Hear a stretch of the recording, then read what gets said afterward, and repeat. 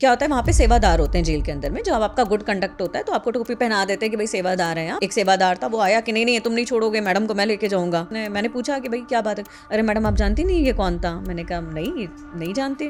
अरे मैडम निर्भया वाला था ये। सुशांत सिंह राजपूत केस से भी आपका किसी तरह का कोई जुड़ाव था? मैं फॉरेंसिक साइंटिस्ट हूँ, हमारे लिए एविडेंसेस बहुत मायने रखते हैं। सुशांत सिंह की बॉडी देखते हुए और जो एविडेंसेस वहाँ पे मिले थे, जैसे नेक पे मार्क था, उसको देखते हुए। आरुषि तलवार केस में भी शायद नार्को हुआ था। हाँ जी, फेल रहा था।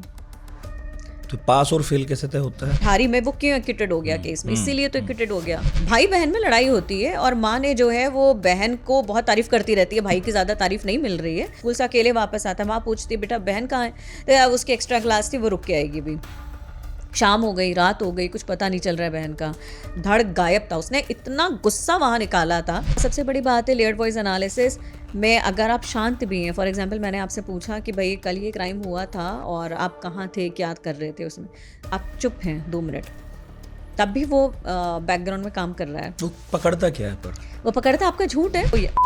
इंटरनेशनल स्कूल का केस हुआ था, एक बच्चे ने मर्डर किया था, 14 साल के बच्चे ने 8 साल के बच्चे का। ऐसे उन्होंने बताया कि ये जो क्रिमिनल है ये कोई आर्मी बैकग्राउंड से होना चाहिए। हाँ, उसने टाई लगाई होगी, बो लगाई होगी, प्रॉपर बो होगी उसका। तो अच्छा, तो बाद में जब ये पकड़ा गया ऑफेंडर, तो वाकई में उसने बो लगाई हुई थी। मुंबई का एक केस था, एक आदमी था, उसने जाके कई क्राइम्स किए। जब वो पकड़ा गया तो उससे पूछा गया भाई क्यों, तो उसने बताया कि भगवान मुझे संदेश देते हैं।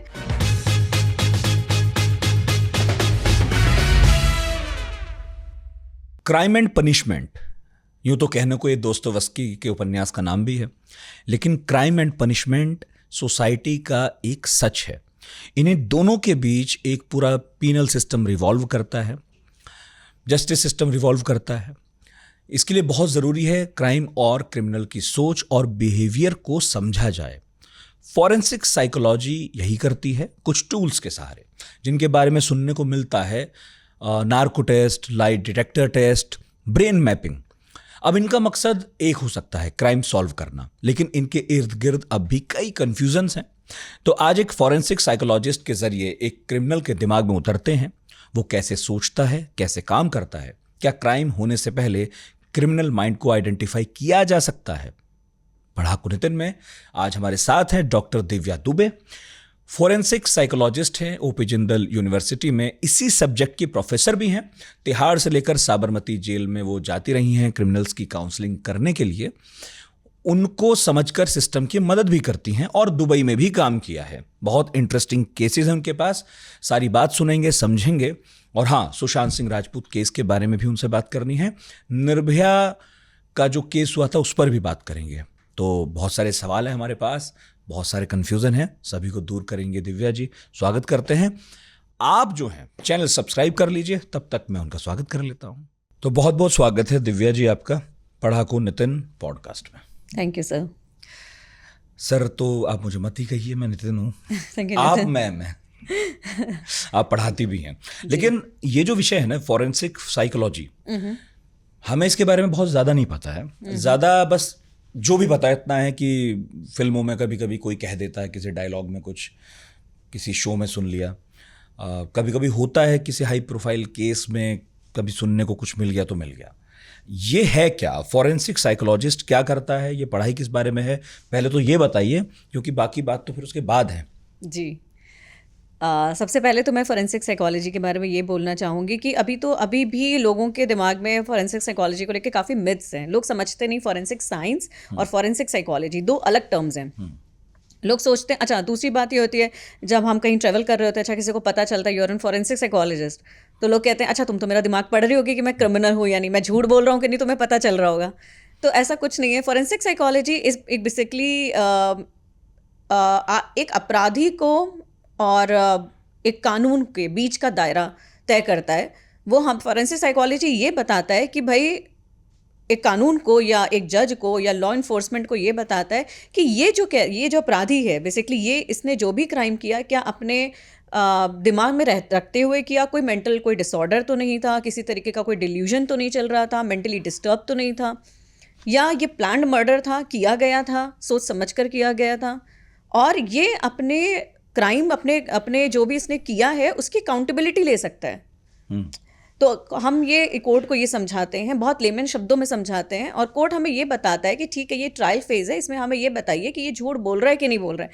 वहाँ पर आते हैं फॉरेंसिक साइकोलॉजिस्ट, हम कहते हैं जी ठीक है आप हमें परमिशन दीजिए, हम और जो अपराधी होता है वो हमारे पास आता है on the basis of various instruments we have in our lab, चाहे वो पॉलीग्राफ हो गया, चाहे वो ब्रेन इलेक्ट्रिकल सिग्नेचर प्रोफाइलिंग हो गई जिसको हम बियोस भी कहते हैं, चाहे वो हमारा नार्को एनालिसिस हो गया, आजकल लेयर्ड वॉइस एनालिसिस बहुत चल रहा है, LVA इजराइल का प्रोजेक्ट है, नेमेसिस को इसकी पेरेंट कंपनी है, और सस्पेक्ट डिटेक्शन सिस्टम हो गया। हमारे पास बहुत सारे ऐसे टूल्स हैं जिसके थ्रू हम पता करते हैं और सारे टूल्स को कोरैबोरेट करते हैं, कोरोबरेटिव एविडेंस प्रूव करते हैं कोर्ट के सामने जाके कि जी ये सही बोल रहा है या नहीं बोल रहा है, इसको कोई मेंटली मतलब डिस्टर्ब तो नहीं है या किसी तरह की कोई परेशानी तो नहीं है, हम कोर्ट को समझाते हैं। तो अपराधी को कोर्ट के कोर्ट को हेल्प करना, या ये हमारा फॉरेंसिक साइकोलॉजिस्ट का काम होता है।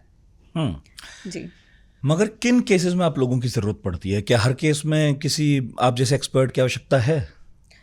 डिपेंड करता है। कोर्ट हमें जैसे फॉर एग्जांपल बहुत हीनियस क्राइम में तो अब ज़रूरी पड़ती है, क्योंकि हमें वहाँ पता करना होता है, बहुत कॉग्निजेबल ऑफेंस जिसे हम कहते हैं कि भाई जैसे आपका मर्डर हो गया, हाई प्रोफाइल क्राइम्स हो गए, आपके रेप हो गया, इस तरीके की चीज़ें होती हैं, तो ऑफ कोर्स हमें ज़रूरत पड़ती है। और माइनर ऑफेंसेस में भी पड़ती है। अगर कोर्ट ने कहा है कि भाई गुत्थी नहीं सुलझ रही, आप हमें बता कर दो, हम नैरो डाउन करते हैं सस्पेक्ट्स को। हमारे पास मान लीजिए कोर्ट के पास 16 सस्पेक्ट्स हैं, अब कोर्ट को समझ नहीं आ रहा भाई क्या है क्या नहीं है, विटनेस कुछ कह रहा है, अपराधी कुछ कह रहा है, बहुत सब कुछ इस तरह से है, तो कोर्ट कहता है कि भाई हमें झूठ और सच का पता लगा कर दो कि क्या चल रहा है। तो हम झूठ और सच का नहीं पता लगाते, हम एक्चुअली कोर्ट को डायरेक्शन दिखाते हैं कि भाई आप ये गलत जगह जा रहे हो, यहाँ पे आपको कुछ नहीं मिलेगा, आप इस जगह जाओ, यहाँ पर मिलेगा। जैसे कि कहानी है, ये जब मैं क्रिमिनल प्रोफाइलिंग पढ़ रही थी डॉक्टर ब्रेंट हर्वे के थ्रू, तो उन्होंने हम लोग को एक बात बताई थी कि एक बार क्या हुआ कि एक क्रिमिनल होता है, वो आता है इंटरव्यू के लिए, और हम लोग ने लेयर्ड वॉइस एनालिसिस उस पर अप्लाई किया होता है, और उससे हमने पूछा कि भाई आपका क्या नाम है। न्यूट्रल क्वेश्चन से स्टार्ट करते हैं कि भाई आपका क्या नाम है, आप क्या करते हैं, आपका दिन कैसा रहा, आपने खाना खाया, फलाना सब कुछ। उसके बाद हम लोग ने उससे पूछा, मतलब डॉक्टर ब्रेंट हर्वे ने अपने उसमें पूछा कि भाई आपके पिताजी कहाँ रहते हैं। देन ही वाज लाइक कि the moment he said father, the moment he narrated the father's phone number, तो वो एकदम से चौंक गया और उसकी जो फिजियोलॉजी है वो चेंज होनी शुरू हो गई।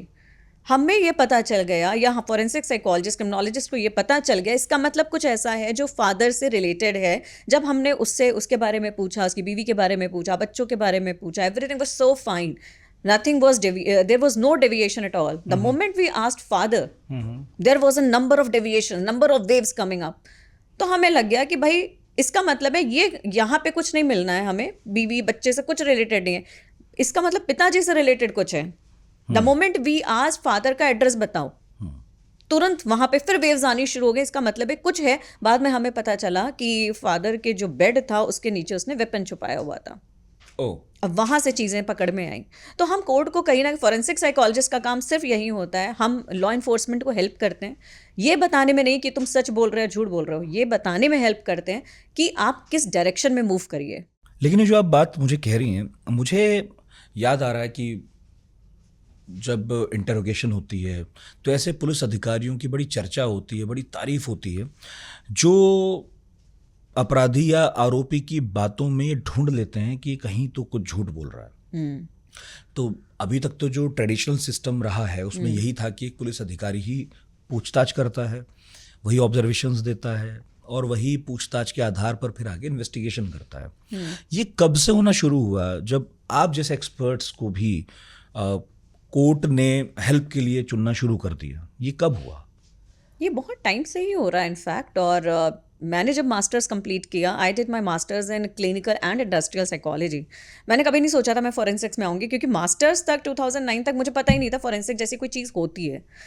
आई met one of the forensic scientist जो कि लखनऊ FSL में काम करती थी। उन्होंने मुझे बोला कि मैं तुम्हें अपनी लैब दिखाती हूँ, चलो। She took me to her lab, और तब भी हमने फॉरेंसिक साइकोलॉजी कुछ नहीं सुना था, बस हमें ये पता चला था लखनऊ FSL ने फॉरेंसिक साइकोलॉजिस्ट रिक्रूट करने स्टार्ट किए हैं। हमने सोचा कि फॉरेंसिक साइकोलॉजिस्ट क्या होता होगा। फिर मास्टर्स के बाद मुझे डिसाइड करना था अपना करियर पाथ कि मैं कहाँ जाऊँ, क्या करूँ क्या नहीं करूँ। तब मुझे पता चला अच्छा forensic psychology 2000 back in 2009 I first heard this term forensic psychology. उससे पहले मुझे कुछ नहीं पता था कि एनएफएसयू जैसा कोई यूनिवर्सिटी है वो कोर्स कराती है, फॉरेंसिक साइकोलॉजी कुछ होता है या इसके करियर पाथ्स क्या होंगे, कुछ नहीं पता था ये क्या करता होगा। जब मैंने फर्स्ट टाइम फॉरेंसिक लैब देखा तो मैंने बैलिस्टिक डिपार्टमेंट देखा था। फिर मुझे लगा अच्छा ये भी होता है, ऐसे भी चीज़ें जांच के लिए आती हैं, ये भी चीज़ें होती होंगी। फिर हमने कहा अच्छा ठीक है, फिर फॉरेंसिक साइकोलॉजी के बारे में हमने इधर उधर से पढ़ना शुरू किया। एंड फिर मैंने कई फॉरेंसिक साइकोलॉजिस्ट से मेरी मुलाकात हुई, जैसे डॉक्टर आशीष श्रीवास्तव मैम हैं और इस समय एनएफएसयू में है मैम, तो डीन है। और उसके तब मैंने मैम से मिली और मैम से पूछा मैम क्या होता है, मैं क्या करूं कैसे, तब मैंने एनएफएसयू में एडमिशन लिया। And this was the first time I heard about forensic psychology and I did a 1 year post graduate diploma in forensic psychology from NFSU. अभी तो बंद हो गया वो। एनएफएसयू पूरा नाम क्या है? National forensic sciences university, Gandhinagar. बंद हो गई है? नहीं बंद नहीं हो गई। अच्छा, ये कोर्स, ये पर्टिकुलर कोर्स बंद हो गया। कोर्स अभी नहीं होता, अभी ये मास्टर्स प्रोग्राम चलना शुरू हो गया। अच्छा। पहले ये 1 ईयर डिप्लोमा भी होता था बिकॉज ये हम शायद दूसरे बैच थे उस अच्छा, वहाँ नया था, नया शुरू हुआ था। तो उस समय फॉरेंसिक साइकोलॉजी बस सुनने में धीरे धीरे आना शुरू हो गया था बैक इन 2009। और मेरे ख्याल से 12 से तो मैंने बच्चे देखने शुरू कर दिए कि अरे अब मैं फॉरेंसिक साइकोलॉजी कर रहा हूँ, मैं फलानी जगह से कर रहा हूँ, मैं बाहर से पढ़ के आ रहा हूँ। तो कहीं ना कहीं मतलब चीज़ें देखनी शुरू हुई कि now forensic psychology is coming into a picture, now people are going for a master's program, doing a PhD also. तो मुझे लगा कि हाँ। तो इस काम में मतलब वैसे तो आप पढ़ाती हैं, लेकिन जब कोर्ट मदद मांगती होंगी, कई बार शायद वकील भी मांगते हों, पुलिस वाले मांगते हों, ऐसा भी होता होगा, तो अपराधियों से आप लोगों की मुलाकात होती है, आरोपियों से होती है, इंटरव्यू करते हैं, तो कब पहली बार हुआ था, क्या एक्सपीरियंस था? जब मैंने 2010 में ज्वाइन किया एनएफएसयू और post graduate diploma in forensic psychology, 1 साल का था, हम लोग का लैब वर्क होता था। तो लैब वर्क में हम पहली बार गए, हमने फर्स्ट टाइम पॉलीग्राफ देखा, फर्स्ट टाइम हमने ब्रेन इलेक्ट्रिकल प्रोफाइलिंग देखी। अच्छा यहाँ पे आरुषिका ये केस हुआ था और उनके पेरेंट्स आए थे, ब्रेन प्रोफाइलिंग हुई थी। अच्छा पॉलीग्राफ होता है, ऐसे होता है। Doctor SL. वाया मैम के अंडर में, she is a wonderful forensic psychologist, and उनके अंडर में हमने सब कुछ चीज़ें देखी, जानी, समझी, पहली बार टच किया इंस्ट्रूमेंट को।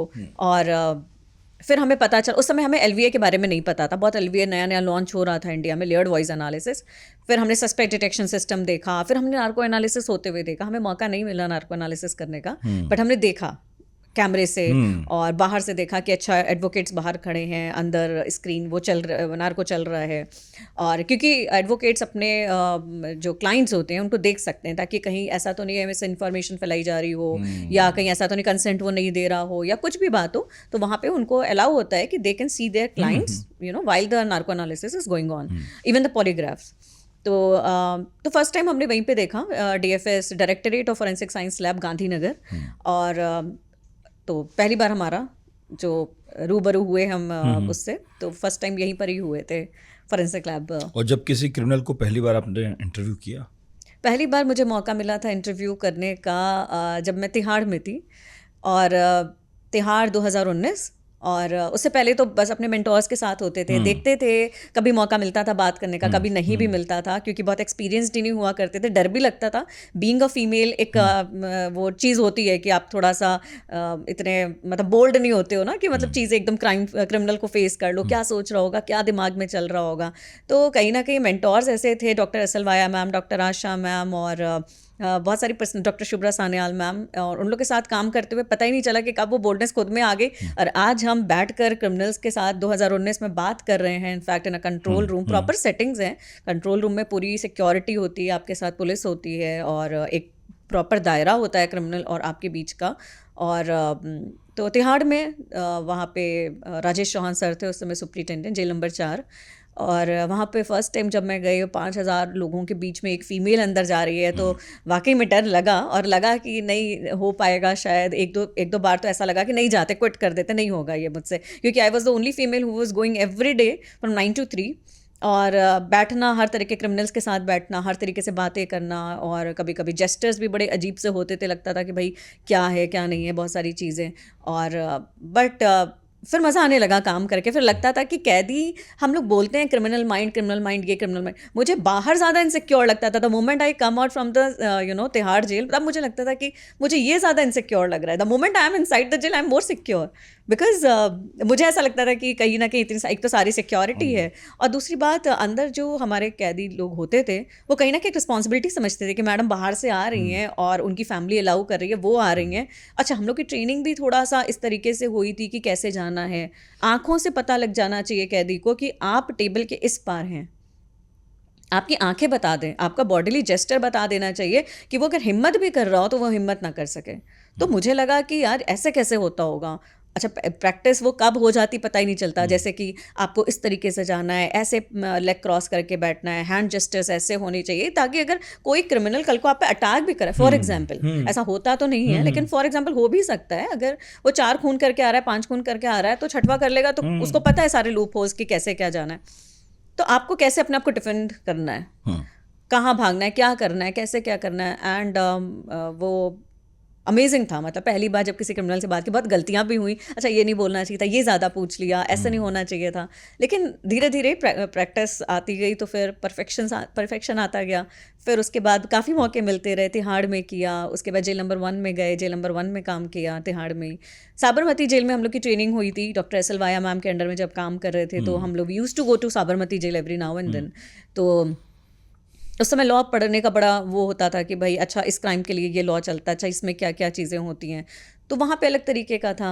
फिर उसके बाद जब हम दुबई गए तो दुबई में कभी क्रिमिनल से ऐसे एज सच मिलने का मौका नहीं मिला कि भाई हम क्रिमिनल से बैठ के बात करें, लेकिन हाँ वहाँ पे LVA में दुबई पुलिस को मैं हेल्प कर रही थी, क्योंकि एशियन कंट्री से जो लोग आते हैं, फॉर एग्जांपल जैसे इंडिया हो गया, बांग्लादेश, श्रीलंका, पाकिस्तान, ये सब, तो क्या होता है कि वो हिंदी बोलते हैं, मतलब जो उस मतलब बिलो लाइन के आ रहे हैं, इकोनॉमिक जो लाइन होती है, तो जो लेबर क्लास है वहाँ पे, हाँ, तो जो अंग्रेजी नहीं बोल सकता, अंग्रेजी नहीं बोल सकते, सकते, वो हिंदी बोल रहे हिंदी हैं, उर्दू। तो ये अरबिक है, तो उनके बीच का एक मीडिएशन, तो वो हमको दिखाते थे कि ये देखिए ये LVA में ये चीज़ें आ रही हैं, इसका क्या मतलब है, क्या बोल रहा है ये यहाँ पे। अच्छा, वो आपकी हेल्प लेते थे? हमारी हेल्प हमारे लेते मुल्क थे। में आया है, हमारे मुल्क में आया कोई अगर और यहाँ पे अपराध क्राइम का हो शक गया है, जी, तो LVA किया गया है उस पर। अच्छा। तो LVA में क्वेश्चंस कैसे फ्रेम करेंगे हम, तो आप हिंदी में बता दो हमें, अच्छा फिर हम इंग्लिश में, तो वो इंग्लिश हिंदी चलता रहता था कहीं ना कहीं। फिर उसके बाद उनके पास रिपोर्ट आती थी प्रॉपर, अब आप बताओ कि ये क्या बोल रहा है, तो मैं उनको इंग्लिश में वो पूरा ट्रांसलेट करके बताती थी कि यहाँ पे ये चीज़ हो रही है, यहाँ पे ये चीज़ हो रही है। कभी ऐसा, एक बार ऐसा हुआ कि हम लोग फॉरेंसिक पूरी टीम में बैठे हुए थे और मैंने ये कहा कि एकदम से मेरे मुंह से निकल गया, बिकॉज एक आपको डर होता है जब आप अलग मुल्क में होते हो, आपको सही बात भी बोलने में ना डर लगता है। और अरबिक लोग जो होते हैं, जो दुबई पुलिस होती है, oh my God, they are amazing people, amazing people. मतलब मुझे ऐसा लगता है कि मज़ा आया उनके साथ काम करके, बहुत कुछ सीखा। इनफैक्ट वहाँ पे रहते हुए मैंने एक चैप्टर भी लिखा था, overview of correctional reform in India. तो मुझे लगा कि क्या चीज़ें हमें यहाँ पे चेंज करनी चाहिए, तो मैंने पूरा चैप्टर लिखा, उसमें रिकमेंडेशंस भी डाले। वो कभी इतना हाईलाइटेड नहीं हुआ या इस तरह की चीज़ें, लेकिन फिर भी एक बात अपने एक चैप्टर में मैंने बोली थी कि ये रिकमेंडेशंस होने चाहिए, ऐसी चीज़ें ये बदलनी चाहिए हमें। अब हम डिजिटल रिहैबिलिटेशन की तरफ जा रहे हैं, अब इस तरह की चीज़ें। तो खैर वहाँ पे रहे और वहाँ पे भी मुझे मौका मिला इस तरह के को। और जब मुझे ये एक केस था जिसमें मुझे ये बोलना था, ये फॉरेंसिक साइकोलॉजी में हेल्प नहीं मिलेगा, इसे क्रिमिनल इन्वेस्टिगेशन में भेजो।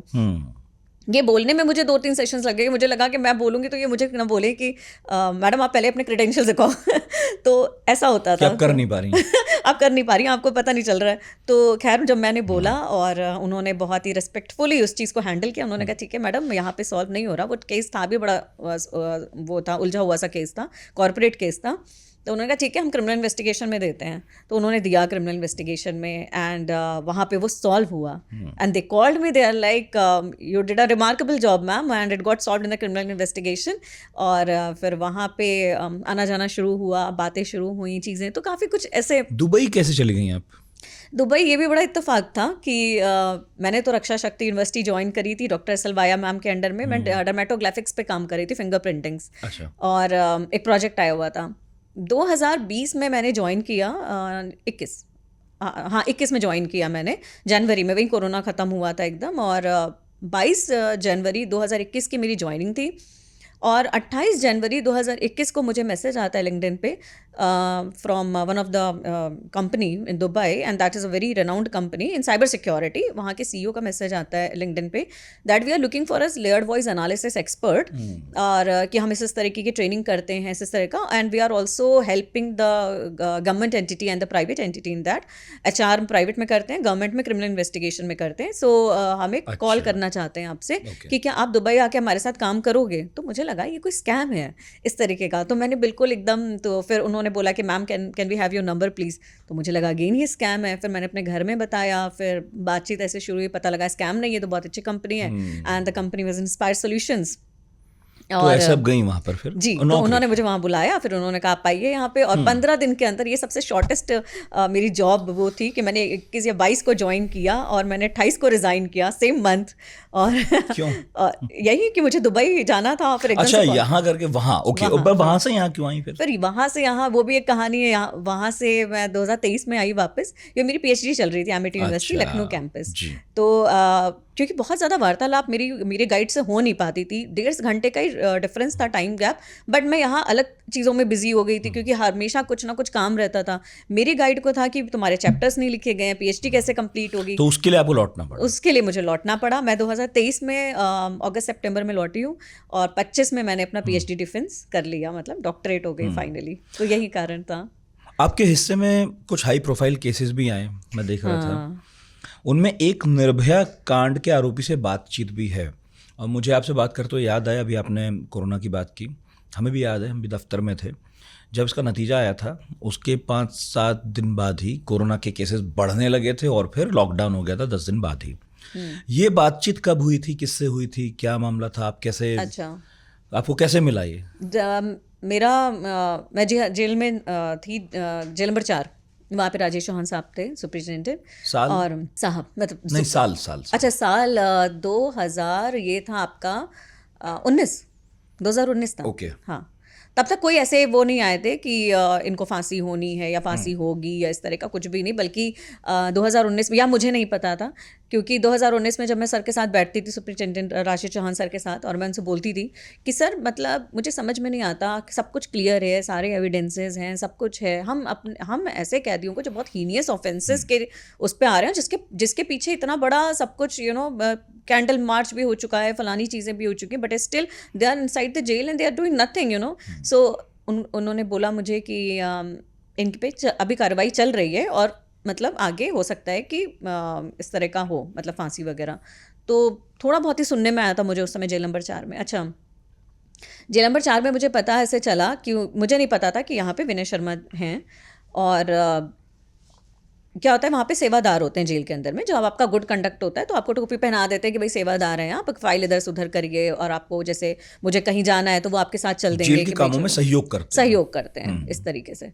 तो फिर उन्होंने कहा ठीक है भाई. और एक दिन मुझे OPD जाना था, कंट्रोल रूम से OPD, तो थोड़ा अच्छा खासा डिस्टेंस है.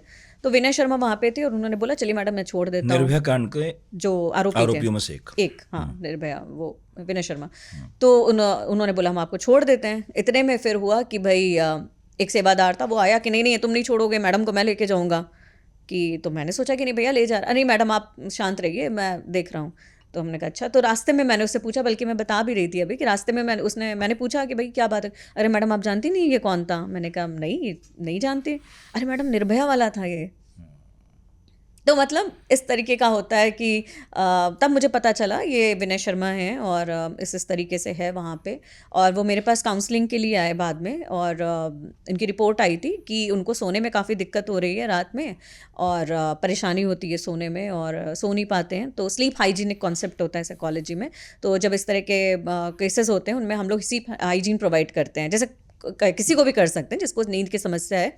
तो हमने कहा ठीक है, तो उनको लेकर आइए काउंसलिंग के लिए. तो काउंसलिंग में जब आए तो उनसे काफ़ी देर बातचीत हुई, 1-1.5 घंटा अपनी बात हुई. लेकिन वो काउंसलिंग में आना कम चाहते थे. उनको ये था कि ये वेस्ट ऑफ टाइम है, और मुझे नहीं पढ़ना इन सब चीज़ों में. और परेशान थे कहीं ना कहीं जेल के अंदर. वो कहते ना कि आप इतना हीनियस क्राइम करके आए हैं, तो कहीं ना कहीं एक दिन आपके लिए एक मौत के समान होती है वो. तो उनकी हालत बहुत ही ख़राब थी, नींद नहीं आना, रात में काफ़ी डरावने सपने आना, नाइटमेयर्स होना और साउंड स्लीप नहीं होना। वो आके मुझे बोले कि मैडम रात में मुझे आवाज़ें सुनाई देती हैं, 16 दिसंबर को ऐसा ऐसा हुआ और वो जो भी हुआ उसकी वारदात जो भी हुई वो मेरे कानों में अभी भी सुनाई देती है। अच्छा, तो फिर काफ़ी स्लीप हाइजीन वगैरह हुआ, काउंसलिंग हुआ और वो आना नहीं चाहते थे और फिर वही स्थिति रहती थी कि वो रात में जो अगल बगल बैरक वाले थे वो बताते थे कि मैडम रात में बहुत चिल्लाता है, ये बहुत चीखता है, तो रात में सोने में बहुत दिक्कत होती है इसे। तो this is how I came to know कि हाँ, Vinay Sharma is inside the jail, हमारी जेल में है। और इनफैक्ट 4-6 महीने बीत गए थे तब तक मुझे नहीं पता था कि विनय शर्मा है यहाँ पे। बाद में पता चला कि हाँ अच्छा विनय शर्मा है, इस तरह से करके। तो इस तरह से मुलाकात हुई थी उनसे। और तो बेसिकली आप जेल में इन कैदियों की मदद करती हैं कि उनका जो जेल का जीवन है अगर उसमें कोई समस्या आ रही है तो वो थोड़ा आसान हो जाए उनके लिए। लेकिन कई बार तो होता होगा ना कि जो फांसी की सज़ा की प्रतीक्षा कर रहे हैं या तो तय हो गई या कई बार होता तय नहीं होती लेकिन पता नहीं कब हो जाए जी। तो ऐसे में तो जेल में जो मनोरोगियों की संख्या है वो आमतौर पर ज़्यादा ही होती होगी, तो वहाँ तो लाइन लगी रहती होगी। एग्जैक्टली होती है हर किसी, मतलब आप ये समझिए कि जिनके सेंटेंसेस आने वाले उनको पता ही नहीं है अभी कि भाई बरी होंगे कि क्या होगा, क्या हम ताउम्र यहीं रहेंगे, और लड़की शादी होने को थी, अभी वो ब्याही होगी नहीं होगी। तो मेंटल जो स्थिति होती है जेल के अंदर में वो काफ़ी ये तो होती है कि तभी तो हमारे पास वहाँ पे ओपीडी में साइकियाट्रिस्ट रेगुलर विजिट्स पे आते हैं।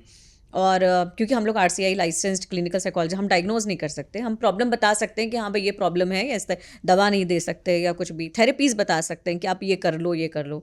और फॉरेंसिक साइकोलॉजिस्ट का तो और भी रोल थोड़ा सा नैरो हो जाता है क्योंकि हम करेक्शनल में ज़्यादा काम कर सकते हैं। हम कहते हैं कि भाई आपको कंप्यूटर आता है, आपकी ये कैपेबिलिटी है, आप बाहर क्या कर रहे थे? जी मैं कंप्यूटर में वो कंप्यूटर पढ़ रहा था, तो इसका मतलब है कंप्यूटर में आपको अच्छी खासी नॉलेज है। हमारे पास कंप्यूटर लैब है, आप क्यों नहीं जाते कंप्यूटर में और लोगों को सिखाएं, काम सिखाएं। दवाई नहीं देते आप लोग, हम दवाई लेकिन नहीं आप देते, लोग उसके ऑल्टरनेटिव वेज ढूंढते हैं, सॉल्यूशंस बता देते हैं कि ये करो वो जिससे दिमाग बटे, आप थकें, जी जी जी उस तरह के जो जी। और जो हमारे पास साइकियाट्रिस्ट आते हैं, क्लिनिकल साइकोलॉजिस्ट आते हैं, वो बेसिकली क्लिनिकल साइकोलॉजिस्ट डायग्नोस करते हैं कि हाँ भाई इसको डिल्यूजन हो रहा है, इसको सिजोफ्रेनिया है, या इसको फलानी डिप्रेशन में हो रहा है, इसको मेंटल हेल्थ डेटोरिएट कर रही है, या इसको दवाइयों की ज़रूरत है। वहाँ पे आते हैं साइकियाट्रिस्ट जो डिज़ाइन करते हैं कि भैया इसको एंटी डिप्रेसेंट्स देनी है, कि इसको एंजाइटी की मेडिसिन देनी है, कि इसको फलाने की मेडिसिन देनी है, वो डिसाइड करते हैं। तो ये साइकोलॉजिस्ट और साइकियाट्रिस्ट में ये एक मोटा माटी फर्क है। एग्जैक्टली। और हमारा जो रोल होता है वो ज़्यादातर हमारा करेक्शनल वर्क की तरफ जाता है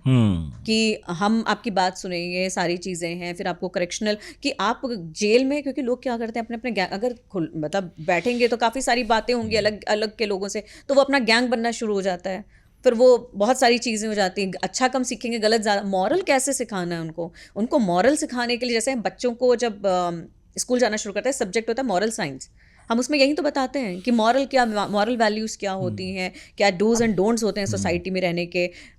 तो यही चीज़ हम उनको सिखाते हैं कि भाई बाहर जाके आपको एक सिटीजन, एक प्रॉपर सिटीजन, एक जो सारे रूल्स को फॉलो करे, इस तरीके का तो कैसे बनेंगे जब हम हमको कामों में लगाएंगे उनको। काफ़ी तरीके, जैसे एक अभी मैं गई थी अभी रिसेंटली, अभी 2 हफ्ते पहले, कासना जेल डिस्ट्रिक्ट जेल है आपके गौतम बुद्ध नगर, तो वहाँ पे गई तो पता, वहाँ पे तो बहुत बढ़िया करेक्शन प्रोग्राम्स हो रहे हैं।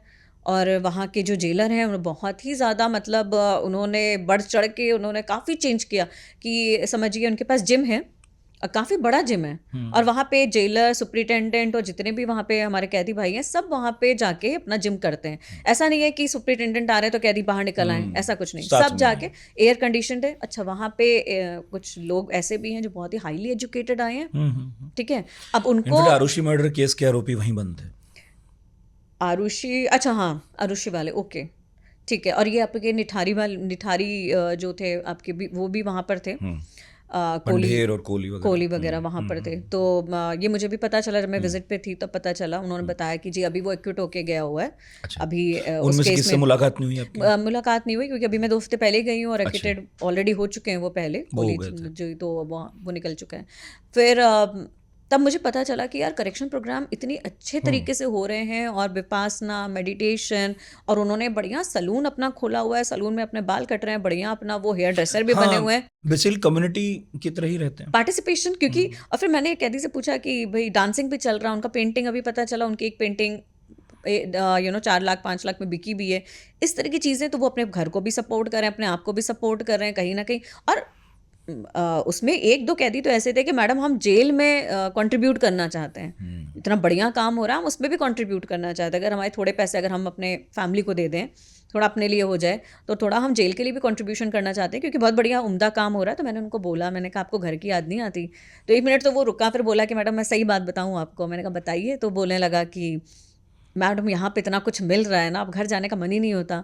छत सरकार ने दे रखी है, छत बढ़िया मिल रही है हमको, बढ़िया खाने पीने को मिल रहा है, बढ़िया हम पढ़ने का मन होता है तो हम लाइब्रेरी चले जाते हैं। अच्छा, वहाँ पे 1-2 लोग ऐसे हैं जो हाईली एजुकेटेड हैं, उन्होंने ऑर्डर पे लाइब्रेरी में बुक्स मंगा ली हैं, बढ़िया लाइब्रेरी है बिल्कुल।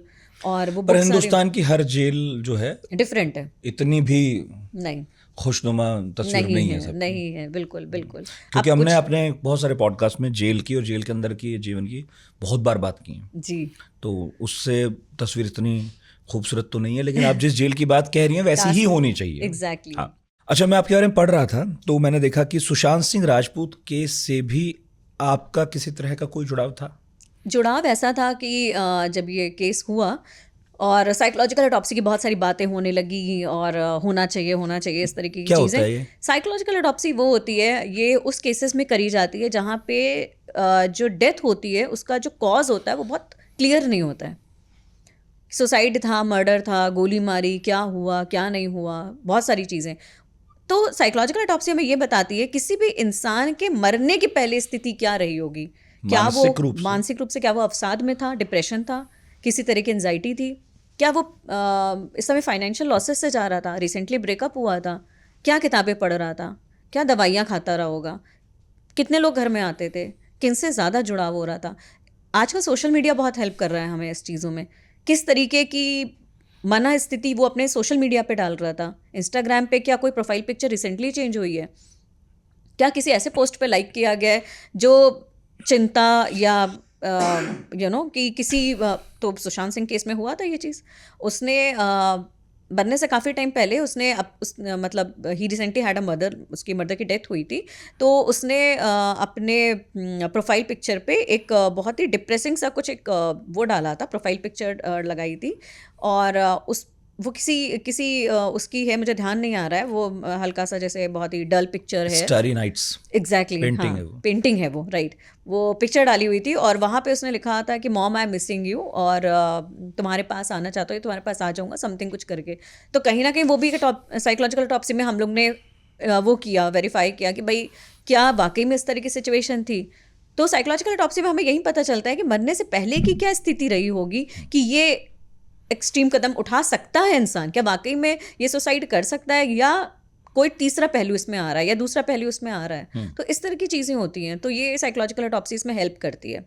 जैसे हम बॉडी के टॉप्सी करते हैं, पोस्टमार्टम करते हैं, ऐसे हम माइंड का पोस्टमार्टम करते हैं, आपकी लाइफस्टाइल का करते हैं, ताकि हमें चीज़ें पता चलें अलग, कि मेडिकल कहीं मेडिकल बिल्स तो नहीं है, कहीं कोई डॉक्टर से आपकी बातचीत तो नहीं हो रही थी, सबसे ज़्यादा फ़ोन कॉल्स कहाँ जा रहे थे, किससे बातचीत हो रही थी, किस तरह के पोस्ट लाइक हो रहे थे, किस तरह के गाने सुने जा रहे थे, आने जाने वाले क्या बताते हैं उस चीज़ के बारे में। तो इस केस में क्या पता चला था और आपका जुड़ाव कैसे हुआ था? तो जुड़ाव ऐसे हुआ था कि उस समय बहुत साइकोलॉजिकल ऑटोप्सी की बात चल रही थी इस तरीके से। तो एक कॉल आया और मुझे ये हुआ कि भाई हम एक न्यूज़ चैनल है, उन्होंने ये बोला कि भाई हम क्लिनिकल साइकोलॉजिस्ट को बुला रहे हैं और प्रोफेसर भी आ रहे हैं दिल्ली यूनिवर्सिटी से और फलाने लोग जुड़ रहे हैं, तो हम फॉरेंसिक साइकोलॉजिस्ट का भी एक वो जानना चाहते हैं कि भाई आपका क्या सोचना है, साइकोलॉजिकल ऑटोप्सी कितना हेल्प कर सकती है और क्या हो सकता है इसका कारण। तो मैंने अपना जो भी था, और वो यूट्यूब पे अवेलेबल भी है, तो मैंने अपना सब रखा वहाँ पे कि साइकोलॉजिकल ऑटोप्सी ये होती है, इसलिए करना चाहिए ये चीज़ें। तो उन्होंने मुझे पूछा कि आपको क्या लगता है कि क्या हुआ होगा। तो क्लिनिकल साइकोलॉजिस्ट जो थे उन्होंने अपना मत रखा कि भाई पोस्ट ये बताता है कि डिप्रेशन था, भाई मेडिकल वहाँ पे वो मिले, प्रेस्क्रिप्शंस मिले जो ये बताता, वो he was frequently visiting a doctor also, तो ये बताता है कि भाई वो एंजाइटी से थे और हेलुसिनेट कर रहे थे और इस तरीके से। जब मुझसे ये बात आई कि भाई आप क्या सोचती हैं, तो मेरा ये था कि मैं फॉरेंसिक साइंटिस्ट हूँ, फॉरेंसिक साइकोलॉजिस्ट हूँ, हमारे लिए एविडेंसेस बहुत मायने रखते हैं। दो हम बात करते हैं साइकोलॉजिकल ऑटोप्सी की भी, फलानी चीज़ों की भी, लेकिन क्योंकि मैंने क्रिमिनल प्रोफाइलिंग भी पढ़ रखी है, साइकोलॉजिकल फॉरेंसिक साइकोलॉजी भी पता है और साइकोलॉजी भी पता है, क्लिनिकल साइकोलॉजी भी पता है। तो सुशांत सिंह की बॉडी देखते हुए और जो एविडेंसेस वहाँ पे मिले थे, जैसे नेक पे मार्क था और जो भी बॉडी का पोस्चर था, वो सर्कुलेट हुई थी वीडियो, वो बाद में कहा गया कि डिलीट कर दो, पर वो सर्कुलेट हो चुकी थी। उसको देखते हुए तो इट वॉजंट क्लियर मर्डर। और ये बाहर के लोगों ने भी बोला था कि this is an clear murder. Canada के एक फॉरेंसिक साइंटिस्ट थे, उन्होंने भी ये बोला था। और नेक के मार्क को देखते हुए और बॉडी पोस्चर्स को देखते हुए सारी चीज़ें, और साइकोलॉजिकल ऑटोप्सी में भी मैंने यही बोला था, जो इंसान अपने परिवार से इतना जुड़ा, एक भाई था और उसकी 3 बहनें थीं और बहुत सारा मतलब फैमिली ओरिएंटेड था वो इंसान, तो उस तरीके का कदम उठाना, सुसाइड करना और ये सब तो बड़ा मतलब नेक्स्ट टू इम्पॉसिबल लगता है। But still there could be a reason, you know. But अगर हम बात करें उस पर्टिकुलर डे की, उस पर्टिकुलर समय की, जब सारी चीज़ें दिखाई गई थी, तो वो तो देख के it wasn't clear murder, but still the you know it is unsolved case, so we can't say much about it, you know. तो अच्छा, कुछ टर्म्स हैं जो हम सुनते रहते हैं, जैसे पॉलीग्राफ है ना, ब्रेन मैपिंग है, नार्को टेस्ट, आपने भी इनका जिक्र किया। थोड़ा सा समझाइए मुझे कि पॉलीग्राफ, ब्रेन मैपिंग, नार्को, ये तीनों अलग अलग कैसे हैं, होता क्या है इनमें? सो पहले पॉलीग्राफ की बात करते हैं हम। पॉलीग्राफ ये हमारे सारे फॉरेंसिक टूल्स हैं, फॉरेंसिक साइकोलॉजी में आते हैं टूल्स। जैसे आपके फॉरेंसिक साइंस में बैलिस्टिक, नैनो टेक्नोलॉजी और ये सारी चीज़ें आती हैं, ऐसे हमारे में ये आता है। अच्छा, पहली बात हम पॉलीग्राफ की करते हैं। पॉलीग्राफ जो होता है वो इसलिए यूज़ होता है क्योंकि वो हमारी फिजियोलॉजी बताता है, वो हार्ट रेट, स्किन कंडक्टेंस, जो भी आपकी फिजियोलॉजी, हार्ट रेट आपका, तो आप जब पॉलीग्राफ सीट पे बैठेंगे तो आपके सारे इंस्ट्रूमेंट्स अटैच होते हैं आपके बॉडी से। तो आपका स्किन कंडक्टेंस अलग, आपका बीपी अलग मेजर हो रहा है, आपका हार्ट रेट अलग मेजर हो रहा है, आपका रेस्पिरेशन अलग मेजर हो रहा है, आपके पैल्पिटेशंस अलग मेजर हो रहे हैं, राइट। तो पॉलीग्राफ जो है वो हमें फिजियोलॉजी बताता है। जैसे मैंने आपसे न्यूट्रल क्वेश्चन किया, अभी बेसलाइन क्वेश्चन है कि नितिन जी आपका दिन कैसा रहा? आपने कहा कि भाई बढ़िया रहा। अभी आपने कॉफ़ी पी होगी? हाँ जी, हमने कॉफ़ी। ये न्यूट्रल क्वेश्चंस हैं, इनका आपसे क्राइम से कहीं लेना देना नहीं है। आपकी physiology will be the same, आपका जो चल रहा है वो चल रहा है। The moment I asked you a question, आप जैसे फॉर एग्जाम्पल कल कोई क्राइम हुआ था कहीं, मैंने आपसे पूछा तो कल शाम आप कहाँ थे, this is a very you know specific question. यहाँ पे फिजियोलॉजी चेंज हुई, heart rate change, conductance change, respiration change, you know. तो पॉलीग्राफ हमें ये नहीं बताता आप झूठ बोल रहे हैं कि सच बोल रहे हैं। ये पॉलीग्राफ हमें ये बताता है कि पर्टिकुलर क्वेश्चन पे आपकी फिजियोलॉजी चेंज हुई थी, सही, ठीक है। तो वो ये हमें बताता है, ये हो गया पॉलीग्राफ, ठीक है। इसमें हम रेलेवेंट क्वेश्चंस भी पूछते हैं, रेलेवेंट और बहुत सारे क्वेश्चंस इसमें चलते हैं। किसी का क्या पता इसीलिए चेंज हो जाए क्योंकि वो नर्वस है, शायद जिंदगी में बिल्कुल, पहली बार रूबरू हो रहा है, यही इसकी लिमिटेशंस हैं, यही इसकी लिमिटेशंस है। इसीलिए ये हमारा जो ये पॉलीग्राफ है बहुत एडमिसिबल नहीं है कोर्ट में। बिल्कुल, एग्जैक्टली, क्योंकि हमें यही नहीं पता ना कि आप, हो सकता है कि आप ऑलरेडी बहुत एंग्शियस रहे हो, यू नो, और ये भी हो सकता है कि एक इंट्रोगेशन रूम जो होता है ना वो अपने आप में एक एंजाइटी इंड्यूस करता है। अगर हम बैठा है उसे ये तो पता ही है कि जो नॉर्मल क्वेश्चंस भी हो रहे हैं ये जाने किस तरफ वाले हैं थोड़ी देर बाद। एग्जैक्टली तो वो एक अलग तरीके से इंसान एंटिसिपेट करने लगता है कि भाई क्या बोला जाएगा, मैं फंस तो नहीं जाऊंगा। और कई बार ऐसा बोलते भी हैं कैदी बीच में, मतलब जो कैदी नहीं होते, सॉरी, जो सस्पेक्ट्स होते हैं वो बीच में बोलते भी हैं कि मैडम बचा लीजिएगा, मैडम मैंने कुछ गलत नहीं किया, ऐसे। तो बीच में ये भी होता है, तो गलत रिपोर्ट मत बनाइएगा, ऐसे ऐसा करके काफ़ी सारी चीज़ें, या यू नो। तो यही सब रीज़न है कि ये इसकी लिमिटेशन है पॉलीग्राफ की। अच्छा, नार्को की क्या है? नार्को आपका एक ट्रांस स्टेज में उसमें ले जाते हैं, तो नार्को में भी लिमिटेशन यही है कि नार्को में अगर कई बार नार्को इसीलिए फेल, तेलगी और अजमल कसाब के मामले में देखा भी है, बिल्कुल बिल्कुल। तो उसमें क्या होता है कि इंजेक्शन लगाते हैं, सोडियम पेंटोथल का इंजेक्शन लगाते हैं। तो वो बहुत ही इंपॉर्टेंट इसलिए होता है क्योंकि उसमें अगर मिलीग्राम में भी चेंज हुआ, पॉइंट में भी चेंज हो गया, तो it can cause death in a person, right. इसलिए जो एनेस्थीसिस्ट आता है, बाहर से आता है, उसको पूरी नॉलेज होती है हमें कितना करना और किस हद तक करना है, ठीक है। अच्छा, इसमें ये होता है कि जो सामने सस्पेक्ट होता है वो वो ट्रांस स्टेज में चला जाता है, ना तो एनेस्थीसिया से पहले वाली स्टेज होती है। जब आप कभी अगर आपने एनेस्थीसिया फील किया होगा तो एनेस्थीसिया जब लगता है तो वो एक स्टेज आती है जैसे लगता है हवा में उड़ रहे हैं आप, बस ये वही स्टेज है। ये है नार्को एनालिसिस, जो बहुत ही एक स्टेज होती है, ना आप बहुत सो गए हैं और ना आप बहुत जागे हैं। तो इसीलिए इस स्टेज में इंसान कुछ अटरम पटरम बातें भी करता है, तो इसलिए ये अगेन इनएडमिसिबल है, क्योंकि इसमें ये नहीं पता कि जो आप कह रहे हो वो कितने हद तक सही है। तो इसे भी कोर्ट नहीं मानता, इसे भी बस कोर्ट नहीं, इन्वेस्टिगेटिव एजेंसी के लिए एक संकेत है, एक डायरेक्शन है कि कुछ पता चल जाए। लेकिन इसकी इजाजत कौन देता है? क्योंकि अगर किसी भी आरोपी पर आप कर रहे हैं, डेफिनेटली आरोपी पर ही कर रहे हैं, अभी तो दोष सिद्ध हुआ नहीं, उसी की प्रक्रिया कहाँ गई, और वो कहता है कि जी मैं तो नहीं करवाना चाहता, या उसके परिवार कहते हैं कि ये तो जान भी जा सकती है इसमें, है ना। बिल्कुल। ऑपरेशंस के मामले में वो एक अलग बात है जी, कि वो एक जान ही जा रही है और बचाना है, तो इसमें फिर कैसे परमिशंस मिलती हैं? देखिए सबसे पहली बात, परमिशन आपको सब डीएम के सामने लेनी पड़ती, डिस्ट्रिक्ट मजिस्ट्रेट के सामने कंसेंट होता है, ठीक है।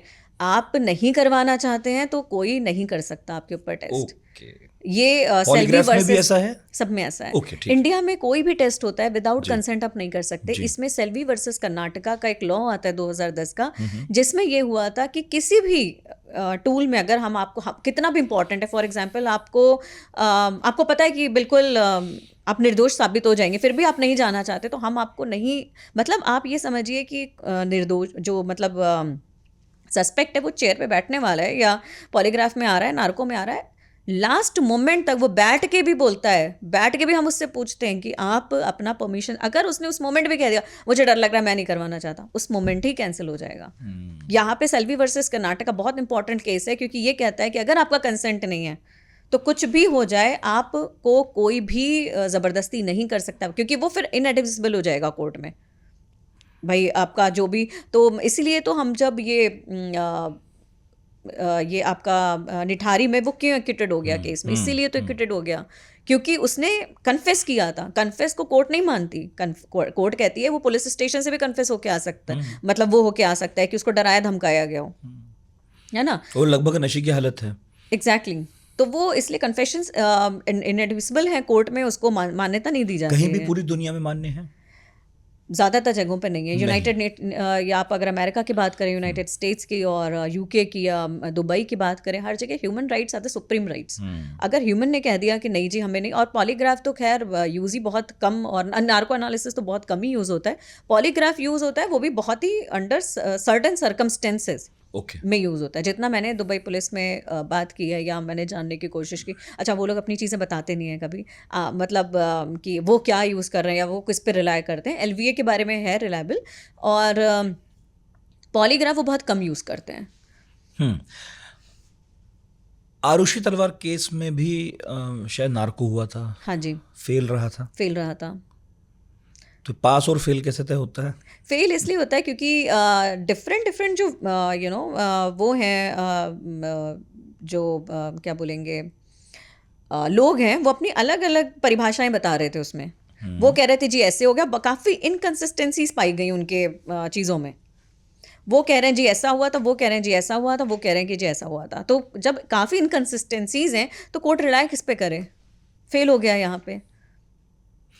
और क्योंकि और अच्छा एक और बात है, जब मैंने बात की ये जो टूल्स होते हैं इनएडमिसिबल हैं कोर्ट में, लेकिन मैं एक बात और कह दूं, कोरोबरेशन इज़ वेरी इंपॉर्टेंट।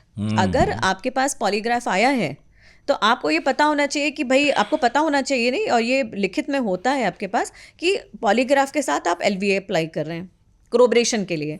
तो हम क्या करते हैं, सबसे पहले हम एलवीए अप्लाई करते हैं। एलवीए में हमें पता चल गया प्रोबिंग्स कहाँ कहाँ है, हमने लेयर्ड वॉइस एनालिसिस। एक बार आप ब्रेन मैपिंग पे और आ जाइए, फिर इसे ही पूछूंगा मैं एलवी। ठीक है। ब्रेन मैपिंग में ये है कि देखिए हमने बात पॉलीग्राफ की कर ली, हमने नार्को की कर ली, ठीक है। ब्रेन मैपिंग में क्या होता है, हम एक इलेक्ट्रिकल कैप पहनाते हैं, ठीक है, जिसमें हम P300 वेव्स को देखते हैं। P300 वेव्स क्या होती हैं? अगर आपको किसी चीज़ के बारे में जानकारी है, जैसे कि ये कप है, ठीक है, अब आपने कप देखा भी है, ठीक है, आपने कप टच भी किया है, और आपको पता है कि कप ये कैसे दिखता है, ये है P300। तो P300 में ये प्रॉब्लम आती है, हमें ये नहीं पता चलता कि ये इसने विटनेस किया था या इसने वाकई में क्राइम प्लान किया था, और he wasn't part of the crime. P300 waves experiential knowledge बताती है, हमको ये बताती है हमें इस कप के बारे में इंफॉर्मेशन है। अच्छा, ठीक है। तो उसमें क्या होता है कि एक आदमी है, वो अपने उसमें बैठा है, और जो एग्जामिनर होता है वो बाहर होता है, जो साइकोलॉजिस्ट होते हैं वो बाहर से देखते हैं, और यहाँ पे इसको ऑडियो सुनाई दे रहा है, और हम वहाँ पे उसकी ब्रेन वेव्स देख रहे हैं कि कौन से प्री फ्रंटल कॉर्टेक्स में या कौन से लोब्स में सबसे ज़्यादा एक्टिविटीज़ हो रही हैं। हाँ, मतलब कुल मिला के वैसी ही चीज़ है ये भी। हाँ, अगर कि आप केस पर बात कर रहे हो और जो भी दिमाग में जी प्रतिक्रियाएं हो रही हैं वो बस। दर्ज हो रही हैं। और अगर आपको नॉलेज है हाँ। तो बार बार P300 वेव्स आएंगी, हाँ। बार बार हमें पता चलेगा ओके आपको ये नॉलेज है। अब बाद में वो केस के थ्रू पता चलेगा वो नॉलेज आपको कैसे थी। हमने एक वेपन के बारे में बात की, हमने बताया चम्मच के बारे में, हमने बताया सर्ची के बारे में, हमने कप के बारे में बात की, फलाने के बारे। द मोमेंट वी सेड फलानी चीज़, कोई भी चीज़ एकदम से स्पाइक हुआ, इसका मतलब है कोई तो इन्फॉर्मेशन है। अगर मैं ये कप यहाँ पे था, कभी आए ना कप, अगर फॉर एग्जांपल मैं आउटसाइडर हूँ और आपने कहा कि भाई दिव्या जी यहाँ पे कप रहता है, वो हमें क्या पता कौन सा कप रहता है, मेरे में दिमागी में वो दर्ज नहीं होगा, ठीक है। अगर आपने अब मुझे आज ये दिखा दिया, नेक्स्ट टाइम आप मुझसे बोले यहाँ पे, तो मुझे तुरंत पता चलेगा शायद ब्लैक कलर का कप था। तो यानी आपको जानकारी रही है। तो कुल मिलाकर तो फिर बात यह है कि जो तीनों चारों टेस्ट हैं एक दूसरे से बहुत जुड़े हुए हैं जी। किसी भी अपराधी के लिए या मतलब आरोपी के लिए पहले तो आप फिर जो है बेसिकली ब्रेन मैपिंग करेंगे जी। फिर आप शायद पॉलीग्राफ पे जाते होंगे, फिर कोर्ट की इजाज़त और इतनी मशक्क़त के बाद कोई नार्को को इजाज़त दे दे अपनी तरफ से तो फिर वो हो जाता होगा जी। तो इस तरह से एक दूसरे हमें पूरी प्रक्रिया है। हाँ। लेकिन ये डिपेंड करता है केस टू केस कि नार्को में जाना है, ये किस चीज़ के लिए आएगा, ये पॉलीग्राफ के लिए आएगा या मतलब ऐसा माइनर ऑफेंस है, ये पॉलीग्राफ कौन सजेस्ट करता है? ये सजेस्ट तो कोर्ट की तरफ से ही होता है कि भाई अच्छा। आप फलाना टेस्ट अप्लाई, लेकिन ये नॉलेज फॉरेंसिक साइकोलॉजिस्ट को होती है या जो भी आपस में होता है कि भाई ये चीज़ हमें पॉलीग्राफ से पता चल जाएगी, माइनर ऑफेंस है मैडम, इस पे पॉलीग्राफ, ये कोर्ट डिसाइड करके भेजता है।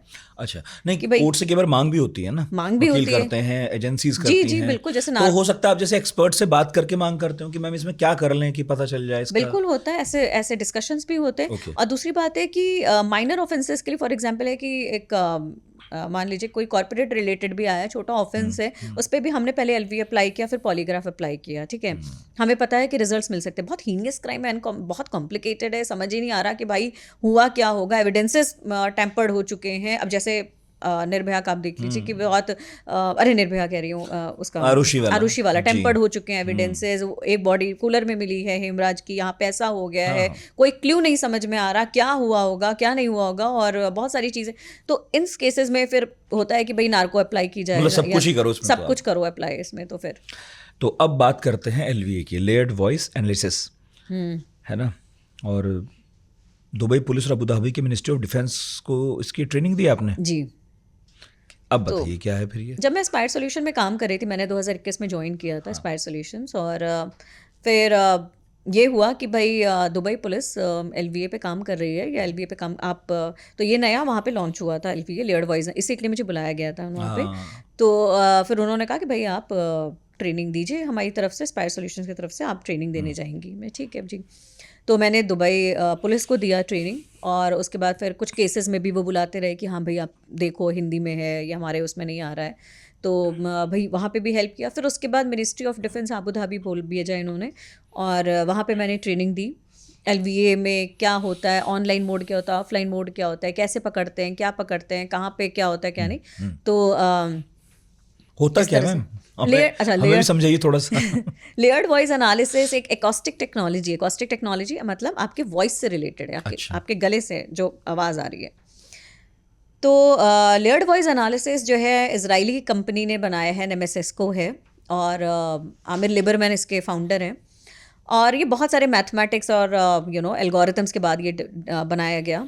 बहुत सिंपल इंस्ट्रूमेंट है, एक सॉफ्टवेयर है छोटा सा, आपके लैपटॉप पे भी हम ऐसा डाल के रख दें, और फिर आप जो भी बोल रहे हैं, फॉर एग्जांपल मैंने कहा कि आपसे ऐसी वार्तालाप हो रही है और यहाँ पे LVA चल रहा है, इसमें कोई कोर्सिव टेक्निक नहीं है, कहीं बॉडी से टच नहीं होगा, आप इसको दूर से भी यूज़ कर सकते हैं, ऐसा नहीं है कि बिना बताए भी कर सकते हैं, बिना बताए भी कर सकते हैं इसको। लेकिन इंडिया में ये है कि हाँ कंसेंचुअल तो हर चीज़ है, लेकिन वही बात है कि इसमें एलैबोरेटिव आंसर्स चाहिए। फॉर एग्जांपल मैंने आपका पहले बेस लाइन इस्टेब्लिश किया कि आपने खाना क्या खाया, आप कैसा फील कर रहे हैं, ये वो।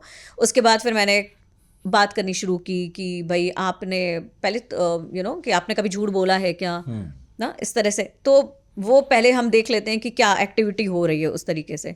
अच्छा, हम चाहें तो उसमें हम YouTube वीडियोस भी ले जाके, जैसे हम अपने बच्चों को सिखाते हैं जनरल में, तो हम अपने बच्चों को वीडियोस भी डाउनलोड करके दिखाते हैं कि बिल क्लिंटन का ये इंटरव्यू था, देखो यहाँ पे झूठ पकड़ो, कहाँ पे क्या हुआ होगा, ये फलाना इंटरव्यू। तो अभी हमने उन लोग को हाल ही में वो दिखाया था, रिया चक्रवर्ती का सुशांत सिंह में जो इंटरव्यू हुआ था, वो दिखाया था। तो हम उनको बताते हैं कि देखो यहाँ पे क्या तुम्हें दिख रहा है, कैसे क्या हो रहा है, फिर वो इंटरप्रेट करते हैं बच्चे, पहले बताते हैं हम खुद से, फिर वो इंटरप्रिटेशन खुद से करते हैं।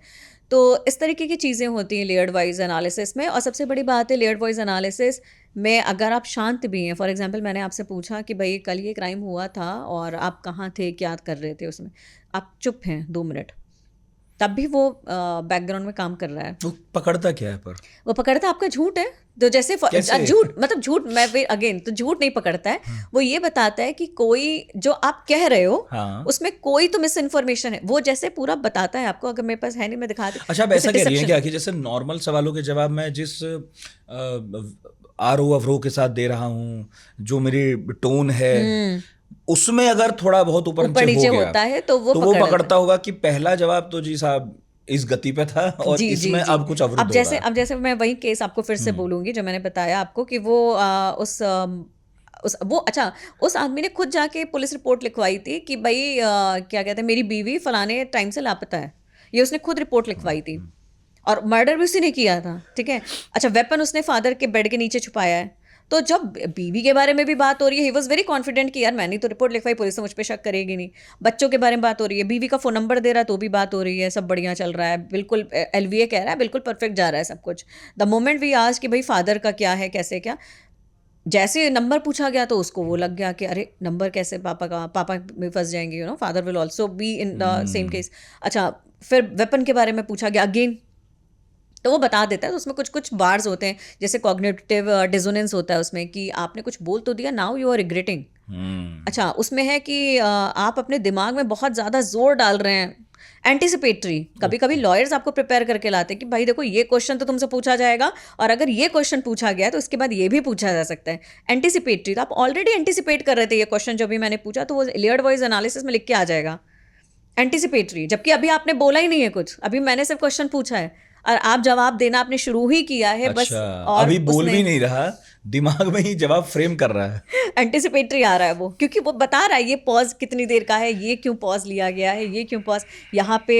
तो layered voice analysis is like, ये हम लोग हमेशा कहते हैं layered voice analysis is not competing with polygraph, it is complementing the polygraph. बिल्कुल।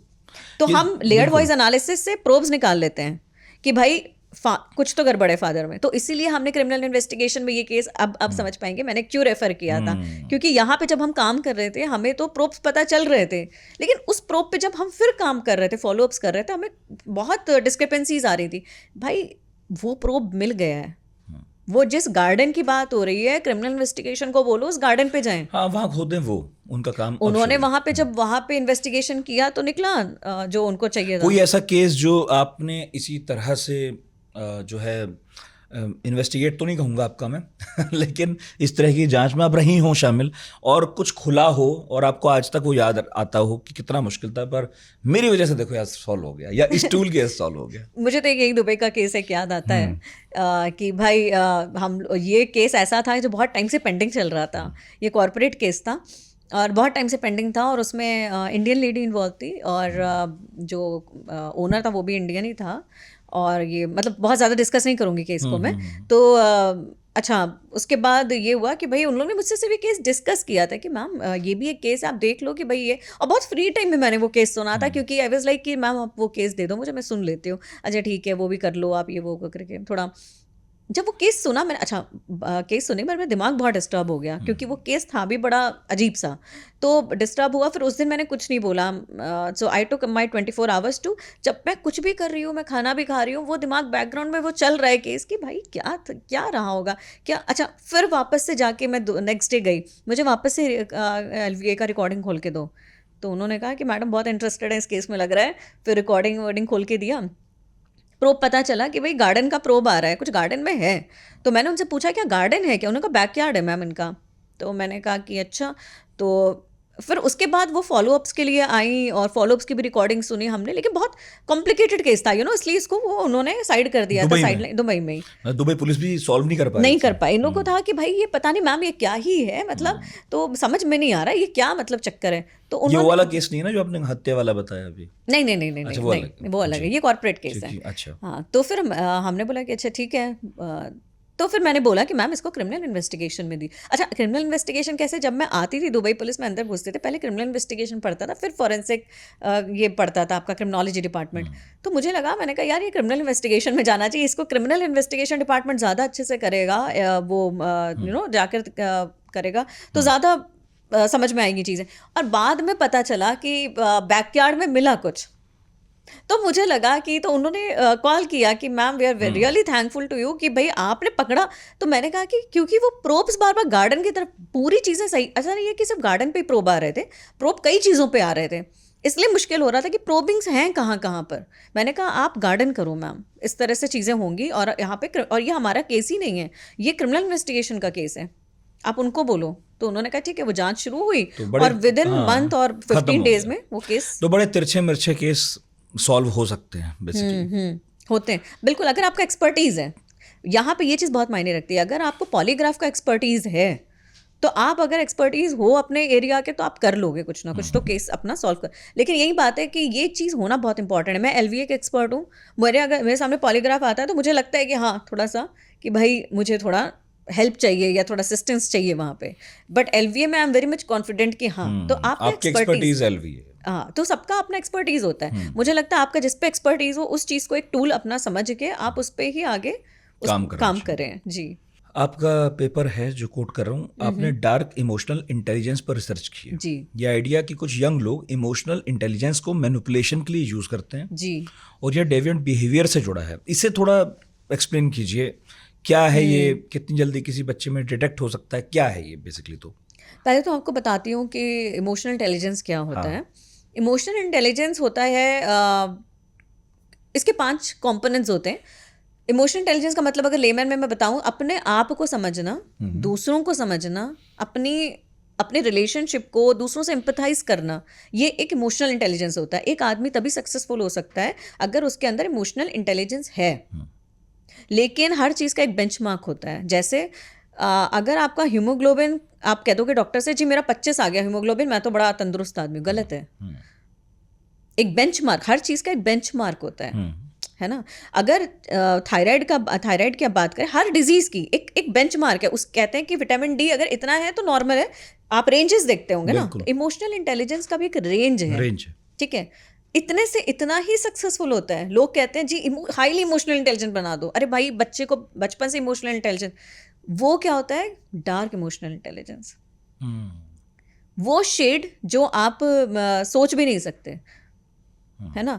तो आप, जैसे हम लोग आजकल स्कूल्स में देख रहे हैं, तो ये मैंने बल्कि अपने PhD में डिस्कस भी किया था कि हम स्कूल्स की बात करते हैं, इमोशनल इंटेलिजेंट बनाओ बच्चे को, मॉरल वैल्यू सिखाओ, इमोशनल इंटेलिजेंस। अरे भैया, आप पहले असेसमेंट तो करो, उसको चाहिए भी कि नहीं। आज के बच्चे ऑलरेडी बहुत इमोशनली इंटेलिजेंट हैं। बच्चा अगर पैदा होते हैं इंस्टाग्राम जानता है, फ़ोन जानता है, टैब्स जानता है, सब कुछ आज के बच्चे, और जो पहले 80s में हुए, 90s में हुए, आज 26 में जो बच्चे हो रहे हैं, they are very different and there is an huge generation gap.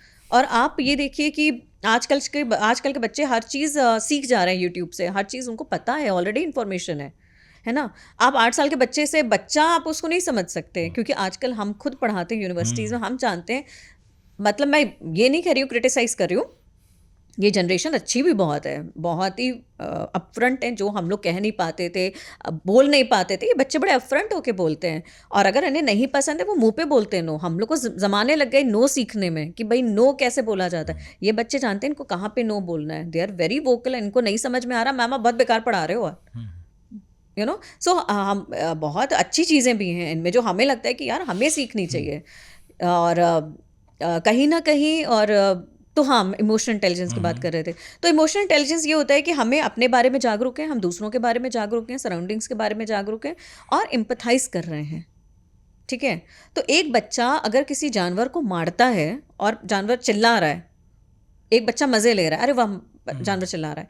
एक बच्चा होता है नहीं, उसको दर्द हो रहा है, नहीं मारना चाहिए, है ना। तो वो एम्पथाइज कर रहा है।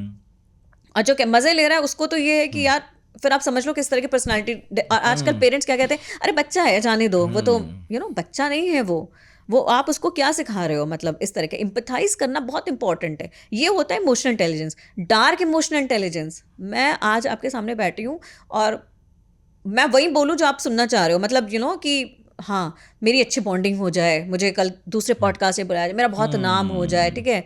ये है डार्क इमोशन, ये ज़्यादातर कॉर्पोरेट्स में देखे जाते हैं। शुरू तो ये बचपन से हो जाते हैं बहुत सारी चीज़ें, लेकिन वो बाहर आते-आते आप कॉर्पोरेट में अगर सीएफओज़ की आप बात करें, अगर कोई डार्क पर्सनैलिटी है, इमोशनल इंटेलिजेंस पर्सनैलिटी, वो फाइनेंस में काम कर रही है, तो आप सोचो वो अपने लिए ही सोचेगा, वो ग्रीडी हो जाएगा, वो इस तरह से नंबर्स मैनिपुलेट करेगा, आपको ज़माने लग जाएंगे सोचने में, और वो रिज़ाइन करके चला भी जाएगा, आपको पता भी नहीं चलेगा। कॉर्पोरेट्स में आप बहुत देखते हो कि कुछ लोग होते हैं इधर जाके उधर बातें, उधर जाके इधर बातें, और एम्पथाइज नहीं करना, किसी को भी अपना उल्लू सीधा करते रहना। तो ये कुछ वही डार्क पर्सनैलिटीज़ है, नार्सिज्म। तो डार्क इमोशनल इंटेलिजेंस में 3 पर्सनैलिटीज़ आती हैं, नार्सिसिज्म, साइकोपैथी एंड मैकियावेलिज्म। नार्सिज्म, अपने बारे में सोचना, मेरा अच्छा होता है, तुम जाओ भाड़ में, मुझे कोई फ़र्क नहीं पड़ता। नार्सिसिज्म। साइकोपैथी, मुझे तो पेन भी किसी का पता नहीं चलता। साइकोपैथी, मुझे गिल्ट नहीं है, मुझे रिमोर्स नहीं है किसी तरीके का, मुझे कोई रिग्रेट नहीं है, ठीक है? मुझे दूसरों का पेन देख के खुशी मिलती है, ये है ना साइकोपैथी। मैकियावेलिज्म, अपना उल्लू हमेशा सीधा करते रहना कि भाई ठीक है, किसी का लॉस होता है तो होता है ना? ये 3 जो ट्रायंगल्स हैं, ये बनाते हैं एक शेड, जिसको हम कहते हैं डार्क इमोशनल इंटेलिजेंस या negative side of emotional intelligence. आप एक रेंज में आते हैं, 65 रेंज है, 65 के बियॉन्ड आप जा रहे हैं, इसका मतलब है कि आप कुछ ना कुछ मैनिपुलेटिव टेंडेंसीज आ रही हैं आपके अंदर, है ना? तो ये चीज़ें होती हैं। तो मैंने जो अपनी रिसर्च करी थी, वो इंटरनेशनल स्कूल का केस हुआ था। एक बच्चे ने मर्डर किया था, 14 साल के बच्चे ने, 8 साल के बच्चे का, ऐसे कुछ था केस, अभी इतना बहुत नंबर मुझे याद नहीं है।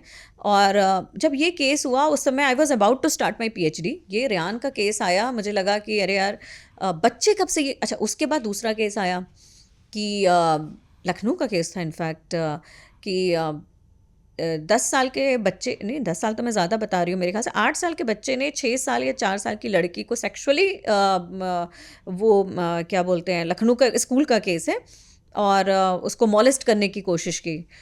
फिर बच्चे से जब पूछा गया कि भाई तुम्हें कैसे पता, कि इस तरह की चीज़ें होती हैं, क्या होता है ये वो, तो ही वाज लाइक कि बच्चे ने बोला मैंने यूट्यूब पे देखा था इस तरह का कुछ होते हुए या कुछ। तो बच्चे कहीं ना कहीं से बहुत सारी चीज़ें सीख रहे हैं। तो मुझे लगा एक मीडिया ही चैनल नहीं हो सकता, कुछ ना कुछ है जो बच्चे इतने, अच्छा एक और केस आया था, पता नहीं आपको पता होगा नहीं, बहन भाई हैं, सगे भाई बहन, और स्कूल जाते हैं, गांव का स्कूल है, पाठशाला जा रहे हैं अपने स्कूल, और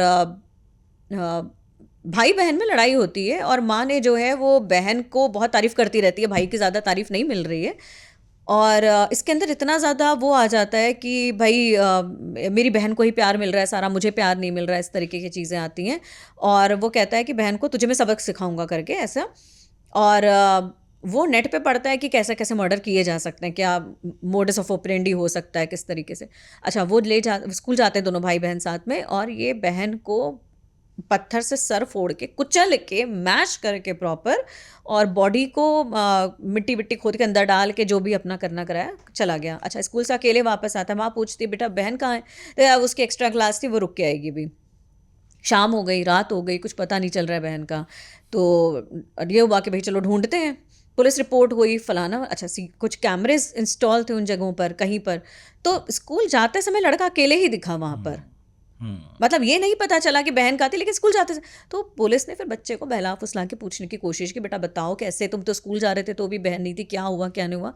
अच्छा इनसाइड स्टोरी इतना नहीं पता, लेकिन बाद में पुलिस वो डॉग वगैरह स्क्वाड अपना लेकर आई, फिर बाद में वो हुआ कि भाई वहाँ पे स्मेल किया, उसने बताया बॉडी अंदर, तो जब उसको डिग डाउन मतलब डीप किया गया तो पता चला कि बॉडी स्कल अंदर से बॉडी निकली पूरा, और उसका आप मानिए कि मतलब जो पिक्चर उसमें शेयर हुई थी, पूरा धड़ गायब था। उसने इतना गुस्सा वहाँ निकाला था, इतना उसको मतलब सर पे पत्थर से वार किया था कि पूरा स्मैश हो गया था, मतलब कुछ बचा ही नहीं था मतलब अपर पोर्शन में।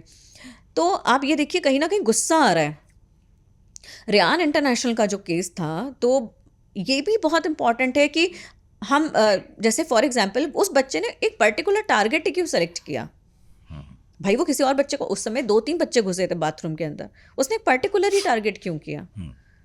तो कहीं ना कहीं ये जब इन्वेस्टिगेशन हुआ, सारी चीज़ें पता चली, तो ये पता चला कि जो वो बच्चा था प्रद्युमन, मतलब जो विक्टिम नहीं था, मतलब जो सस्पेक्ट था, ऑफेंडर था, तो उसने ये वो लोग गांव में रहते थे, तो वो लोग रिसेंटली दिल्ली शिफ्ट हुए, तो वो अपनी माँ को हमेशा बोलता था साड़ी पहन के मत आया करो। मेरे और फ्रेंड्स की जो मम्मी लोग हैं वो जीन्स पहन के आती हैं, टॉप है, आप साड़ी क्यों पहन के आते हो उस तरीके से, मुझे अच्छा नहीं लगता। वो थोड़ा सा अपने आप को वो अच्छा। और दूसरी बात, उसके बाद वो हमेशा सेंटर ऑफ अट्रैक्शन रहा फैमिली में। फिर उसकी माँ ने दोबारा कंसीव किया, बच्चा होने वाला है, कहीं ना कहीं कंपटीशन आना शुरू हो गया कि अच्छा मेरा भाई बहन आएगा, अब मुझे इतना प्यार नहीं मिलेगा, सेंटर ऑफ अट्रैक्शन नहीं मिलेगा, तो ये भी एक नार्सिसिज्म के एक ट्रेट्स होते हैं जो पेरेंट्स को पहचानना चाहिए कि भाई हमारा बच्चा क्या कह रहा है और क्या। तो उन्होंने वहाँ पे फिर बच्चा पैदा हो गया, भाई के साथ कंपटीशन हमेशा होता रहा कि उसको क्यों सामान दिया जा रहा है, ये क्यों दिया जा रहा है, वो क्यों।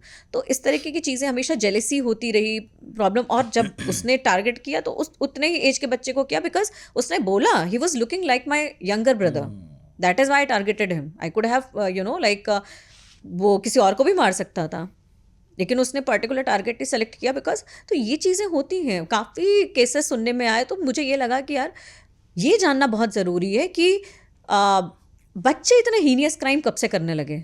एक केस और था उसमें, जो मैंने पढ़ा था अपनी पीएचडी से पहले की बात है, गांव का केस है, छत पे पूरी फैमिली सो रही है, एक बच्चे को नेबर की किसी फैमिली में किसी ने कुछ बोल दिया कि भाई शिकायत कर दी उसकी माँ से, तो बहुत पिट आ गया वो।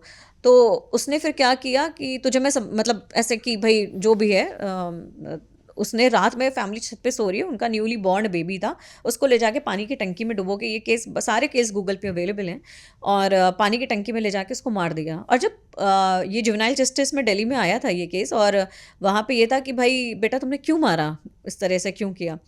तो उसने कहा कि उसकी मम्मी ने मुझे डांटा था, बस मुझे पसंद नहीं आई वो बात, और मैंने जाके उसको मार दिया। तो उसमें गलत क्या किया, मतलब उसके अंदर रिग्रेट नहीं है, उसके अंदर रिमोर्स नहीं है, उसके अंदर गिल्ट नहीं है। और मारते समय भी उसको ऐसा था कि कैसे मारा, तो उसने बोला कि उसको सब सो रहे थे छत पे और मैंने पानी की टंकी में उसका सर डाला रहा, मर गई वो। और he was very cool about it, is like कि तो क्या हो गया, आप इतना बोल क्यों रहे हो मुझे।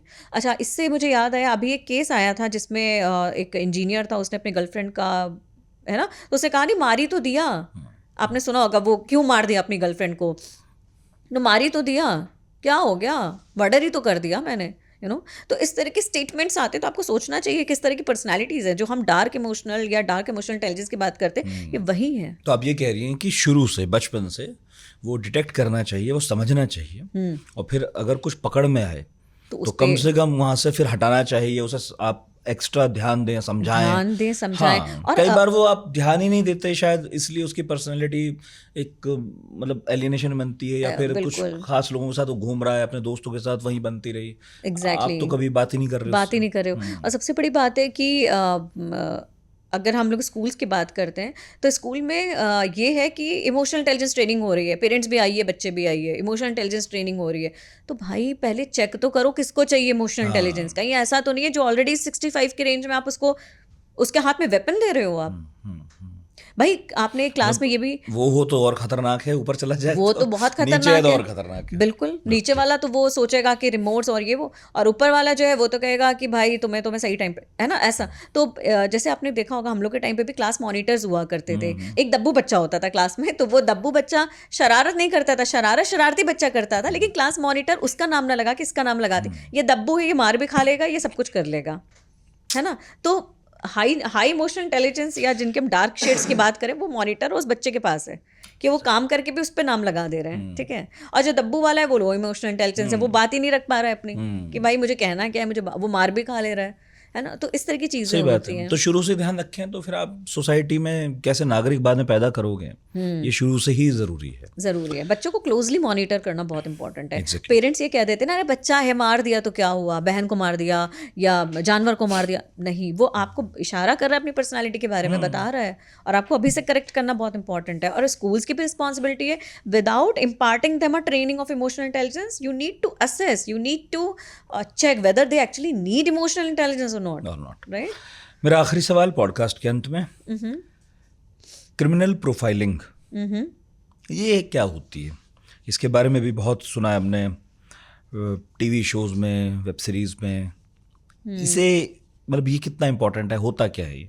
अच्छा, तो क्रिमिनल प्रोफाइलिंग बेसिकली, अगर मैं बहुत लेमन शब्दों में कहूँ, हमें ये बताता है कि कि कोई भी जो क्रिमिनल है, क्राइम सीन है, फॉर एग्जांपल आपके सामने क्राइम सीन है, उसके बेसिस पे आप ये बताओगे कि क्रिमिनल कैसा दिखता होगा, क्रिमिनल की मनःस्थिति क्या होगी, क्रिमिनल अपना वेपन लेकर आया था या ऑन स्पॉट मर्डर था ये, क्रिमिनल ने तो सारी चीज़ें, वो ऑर्गेनाइज्ड है, वो डिसऑर्गेनाइज्ड है, वो मेसी है, वो मेंटल डिसऑर्डर था, या वो कोई आर्मी बैकग्राउंड से ताल्लुक़ रखता था। तो ये सारी चीज़ें आपको एक क्राइम सीन से पता चलती। एक अगर अच्छा क्रिमिनल प्रोफाइलर है, तो अगर हम डॉक्टर ब्रेंट टर्वे की बात करें तो ये क्रिमिनल प्रोफाइलिंग 1970 से शुरू हुई, 1970, और पहला हमारा FBI मॉडल आया था जो इंडक्टिव रीजनिंग और डिडक्टिव रीजनिंग की बात करता है कि क्राइम सीन को देखकर हम बताएं कैरेक्टरिस्टिक्स क्रिमिनल के बारे में,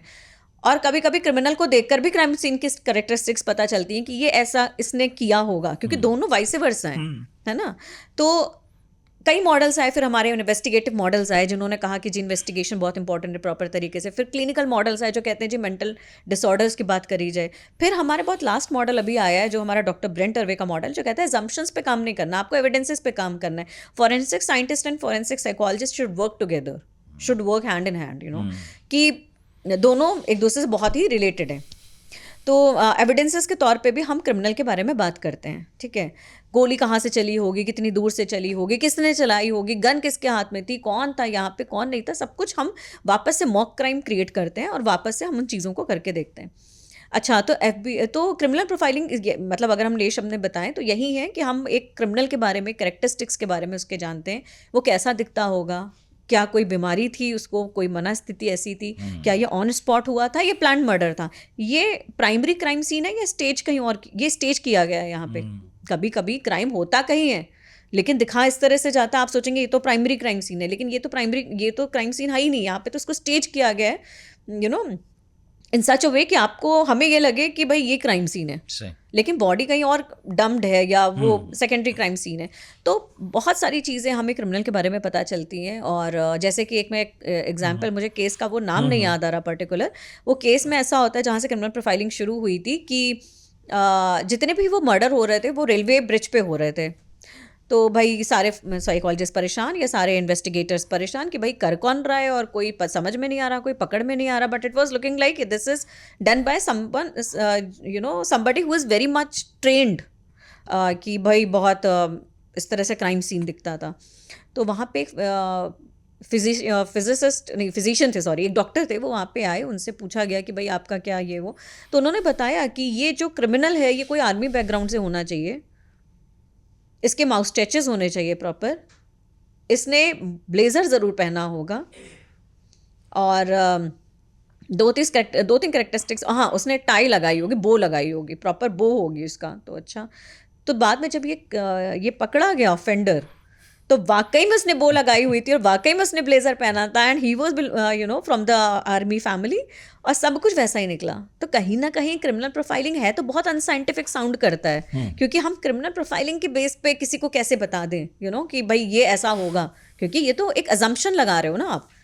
लेकिन तभी ब्रेंट टर्वे का मॉडल आता है जो ये कहता है, इसमें 3 चीज़ें बहुत इंपॉर्टेंट होती है, behaviour, evidence and N analysis.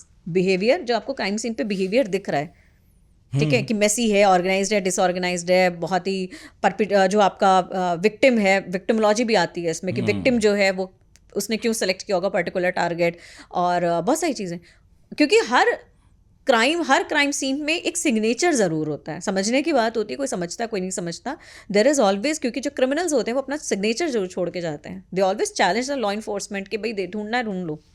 तो साइकोपैथ्स टाइप के जो होते हैं खासकर, क्योंकि वो हाईली IQ रखते हैं, तो उनको ये होता है कि भाई हमारा है, कभी वो स्पेक्स छोड़ के जाएंगे, कभी वो ऐसी कोई चीज़ छोड़ के जाते हैं जो पुलिस को हमेशा क्वेश्चन में डाल देती है कि भाई ये कैसे सॉल्व होगा। तो क्रिमिनल प्रोफाइलिंग हमें ये चीज़ बताती है। और ब्रेंट टर्वे के मॉडल में हम बिहेवियर की बात करते हैं, एविडेंस की बात करते हैं। एविडेंस बहुत इंपॉर्टेंट है। आप ऐसे क्राइम सीन में मत जाइए और बोलिए कि नहीं मुझे तो लगता है क्रिमिनल ऐसा होना चाहिए, ये assumption है आपका। एविडेंस के तौर पे बताइए, एविडेंस ये कहता है, और उसके बाद आती है आपकी एनालिसिस। तो ये एक ट्रायंगल है, ठीक है। तो ये है एक मोटे मोटे तौर पे मैंने आपको बताया क्रिमिनल प्रोफाइलिंग इस तरीके का होता है जिसमें हम क्रिमिनल के बारे में जानने की कोशिश करते हैं क्राइम सीन को देखते हुए। जी वाह, बहुत दिलचस्प तो है और बहुत ज़रूरी भी। अब मुझे मालूम नहीं कि कितने लोग इसे एज करियर अभी मतलब कर रहे हैं, क्योंकि हमने भी बहुत कम सुना है, जितने सीरियल्स हैं, फिल्में हैं, अब तो केसेस सामने आते हैं मीडिया के थ्रू तो वहाँ हम सुनते हैं, लेकिन मुझे लगता है कि आप लोगों की सैलरी अच्छी होती होगी और अगर है तो बहुत सारे लोगों को इसकी पढ़ाई करनी चाहिए, करियर में आना चाहिए, करियर बनाना चाहिए। बहुत चैलेंजिंग फील्ड है, अपकमिंग फील्ड है, बहुत सारे interesting काम भी हो है रहे हैं, क्योंकि देखिए ये ऐसी फील्ड है जो आगे जाके डेवलप ही हो रही है, क्योंकि क्रिमिनल्स कहीं ना कहीं डेवलप कर रहे हैं। दुर्भाग्य है कि डेवलप हो रही है। हाँ, दुर्भाग्य है, सही बात है, बाकी सारी कुछ सही बात है, दुर्भाग्य है ये हमारा कि फॉरेंसिक साइकोलॉजिस्ट ऐसे जाने वाले टाइम में बहुत डिमांड में होने वाले हैं, बिकॉज हम सिर्फ यही नहीं बताते कि क्राइम क्यों हुआ, क्राइम कैसे हुआ, किस स्थितियों में हुआ, क्रिमिनल किस मनस्थिति में था, क्या वो करना चाहता था, it was an spur of the moment, गुस्सा आया मार दिया, ये प्लान्ड था, या कोई और कारण है, क्या मानसिक स्थिति इसके पीछे एक कारण है, क्या उसको कोई डिल्यूजन हो रहे थे। जैसे मुंबई का एक केस था, एक आदमी था, उसने जाके कई क्राइम्स किए, जब वो पकड़ा गया तो उससे पूछा गया भाई क्यों, तो उसने बताया कि भगवान मुझे संदेश देते हैं कि मुंबई में बहुत ज़्यादा वो फैला हुआ है, क्या कहते हैं, मतलब बीमारियां फैली हैं, कुछ फैला, उसको ख़त्म करने के लिए मुझे उपदेश मिला है भगवान से। तो ये सीजोफ्रेनिक डिल्यूशंस, ऑडिटरी हेलुसिनेशंस, मुझे आवाज़ें सुनाई दे रही हैं, भगवान मुझसे बातें कर रहे हैं, तो क्या कोई मनस्थिति है, क्या आप मानसिक बीमारी से जूझ रहा है वो इंसान।